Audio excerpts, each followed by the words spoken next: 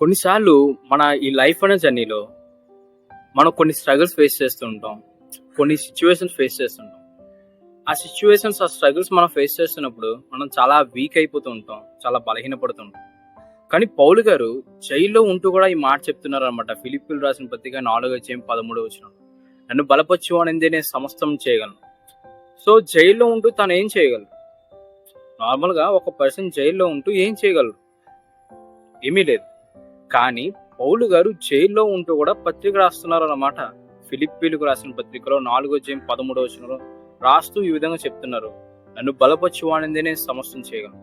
మన బలము క్రీస్తునందు ఉండాలి. మన బలము మనల్ని బలపరిచేవాని ఉండాలి. మనం యాజ్ ఏ హ్యూమన్స్ గా, యాజ్ ఎ మనుష్యులుగా మనం కొన్నిసార్లు బలహీనపడుతూ ఉంటాం. మన టాలెంట్స్ ని చూస్తూ మన యొక్క బలాన్ని చూసుకుంటాం. కానీ అటువంటి పరిస్థితిలో మనం జయించడానికి మన బలం సరిపోదు, మన జ్ఞానం సరిపోదు. మోషే ఐగుప్తులో సకల విద్య ప్రవీణుడే.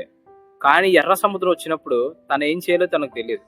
కేవలం తను చేసిందల్లా దేవుని మీద ఆధారపడ్డాడు.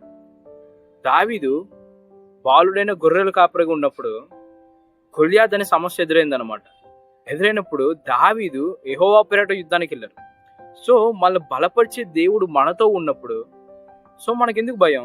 లైఫ్ లో వచ్చే ఏ స్ట్రగుల్ అయినా సరే మనం ఈజీగా జయించవచ్చు కదా. ఎందుకంటే మన బలం మంది కాదు, సమస్త సృష్టిని సృజించిన దేవుడు పునరుత్థానుడైన యేసుక్రీస్తునందు మన విశ్వాసం ఉంచుతున్నాం. మన బలము ఆయనే. కనుక ఈ రోజు నుంచి నీ లైఫ్ లో ఏ సిచ్యువేషన్ ఎదురైనా నీవు దృష్టి ఉంచవలసింది, మన ఫోకస్, మన గురి క్రీస్తునందే. ఎందుకంటే మనల్ని బలపరిచేవాడు, మన సిచ్యువేషన్స్ నుంచి మనల్ని బయటికి విడిపించేవాడు, ఆ సిచ్యువేషన్స్ ని మనం జయించడానికి జ్ఞానాన్ని ఇచ్చేవాడు మన దేవుడు మాత్రమే. ఈ లోకంలో మనం మనుషుల వైపు చూసినా, మన టాలెంట్స్ వైపు చూసినా, మనకు కలిగిన వాటి వైపు చూసినా ఒక రోజుకి అవి మనల్ని బలపరచలేకపోవచ్చు. కానీ క్రీస్తునందు చూసినట్టయితే, మనల్ని బలపరిచే దేవునిందు మనం చూసినట్టయితే మనం ప్రతిసారి కూడా జయించే వారిగా ఉంటాం. ఆ గొల్యాతుని జయించడానికి దేవుడు దావీదుని ఎన్నుకున్నాడు.